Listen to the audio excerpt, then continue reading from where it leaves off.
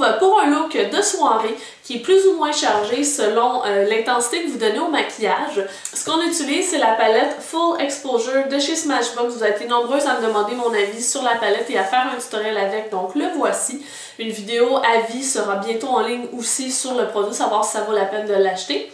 Donc voilà, si vous êtes curieuse de savoir comment réaliser ce look, continuez de regarder la vidéo. Donc pour ce look-là, on va utiliser la palette Full Exposure, comme j'avais mentionné, de Smashbox.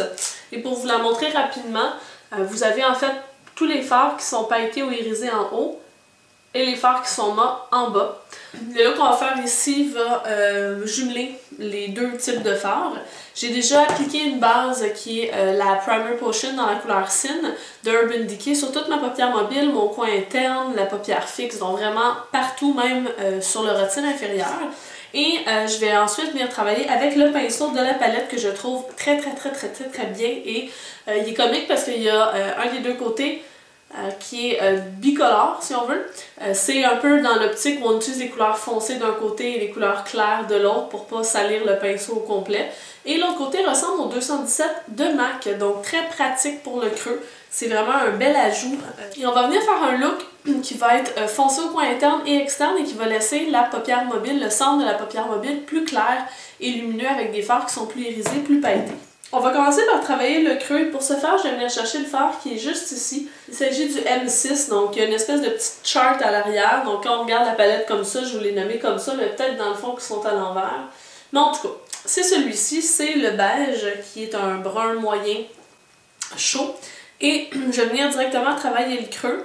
Donc quand je fais mon demi-lune, je mets aussi l'accent au coin interne, tout comme au coin externe. Et quand je le mets au coin interne, je le mets plus vers l'œil que vers le nez pour éviter d'obscurcir trop la zone et éviter d'avoir un regard trop cerné, entre guillemets. Donc la couleur qu'on emploie en ce moment, c'est un peu comme notre couleur de transition. Et je fais bien attention de ne pas en mettre sur la paupière mobile au centre. Et je monte vers le sourcil en appuyant de moins en moins fort pour venir vraiment créer un dégradé. Donc on a déjà commencé à venir sculpter un peu la paupière. Ensuite de ça, je vais venir chercher la couleur plus foncée ici, qui est un brun foncé chaud. Et je vais venir travailler encore les mêmes endroits, donc en mettant l'accent au coin externe et au coin interne. J'utilise toujours l'embout plus étoffé.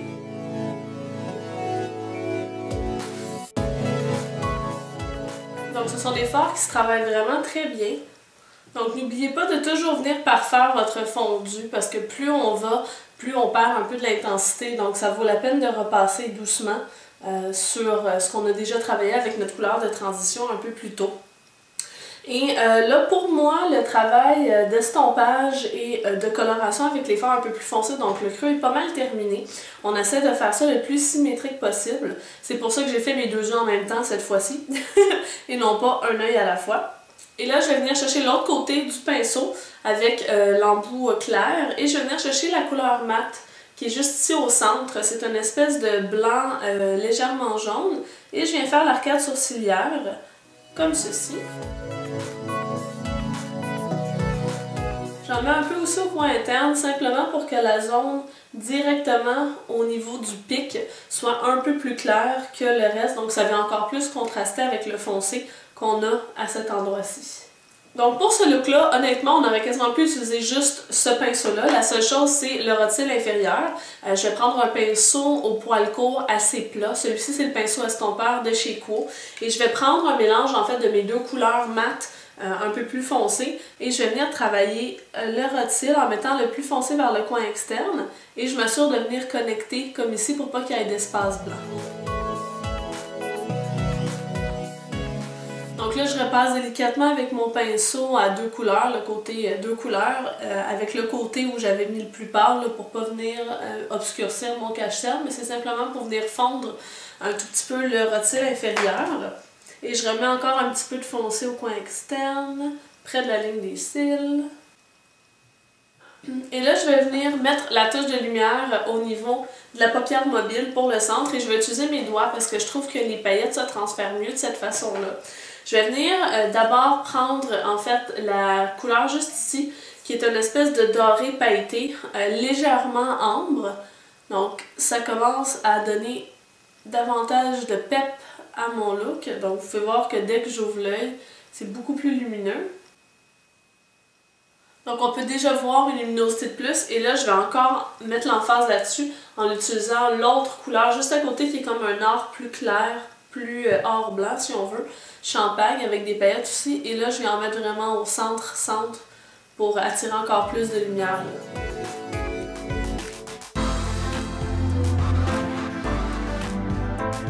Donc au final, c'est comme si j'avais un dégradé qui partait du coin externe vers le milieu et du coin interne vers le milieu, tout simplement. Et on va venir faire un trait de eyeliner. Je vais utiliser du eyeliner en gel. Je vais prendre le Black Track de MAC qui se présente comme ceci, ainsi qu'un pinceau biseauté. Celui-ci, c'est le 208 de MAC.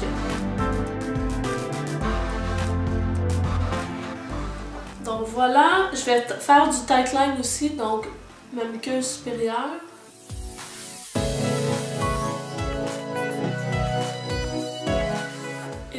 Et on fait l'autre côté. Ensuite, le mascara, je vais mettre une base. J'utilise la base nourrissante de chez Shiseido. Je l'utilise vraiment en ce moment plus pour son côté nourrissant parce que le mascara que je vais utiliser après est très volume. Donc on n'a pas nécessairement besoin d'une base pour ajouter du volume ou de la longueur. Le mascara en question, c'est le Volumizer de chez Bourjois. Il fonctionne que 2 embouts. Je dirais qu'il faut savoir le travailler parce qu'il peut être assez intense. Je vais vous mettre ça vite là. Donc ça c'est le premier embout qui fait un fini très naturel.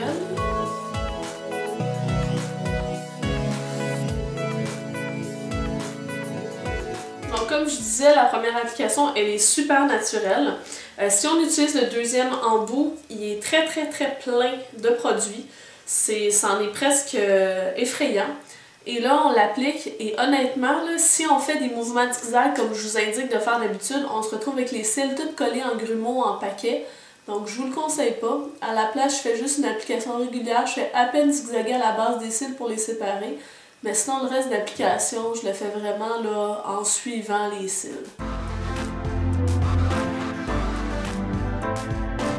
Là, vous pouvez voir que j'ai quand même assez de grumeaux, paquets à cet endroit, donc je repasse avec l'embout plus naturel pour essayer de séparer mes cils et qu'il y ait justement moins d'accumulation, moins de paquets. Et là, je vais faire le rôtil inférieur. Ici, je me suis fait une belle petite tache que je vais enlever après, là, donc pas d'inquiétude. Et pour faire le rôtil inférieur, j'utilise le bout plus naturel. Sous peine d'avoir un look à la Twiggy, j'ai rien contre Twiggy, mais c'est pas ce qu'on recherche en ce moment. Pour enlever ma tache de mascara, je fais juste prendre un goupillon. J'ai attendu que ce soit sec. Et je fais juste passer comme ceci. Donc ça fait juste comme gratter la tache. Et j'ai trouvé étrangement que le fait que ça soit très foncé au coin externe était encore plus joli. Donc je vais venir rechercher mon pinceau pour le rôtil inférieur et je vais repasser avec la couleur foncée vraiment au coin externe pour donner encore plus de punch. Et je vais peut-être même prendre un tout petit peu du noir de la palette qui est à l'autre extrémité. Donc voilà, c'est terminé. Vous pourriez aller encore plus en intensité pour les cils de mon côté, ça me suffit.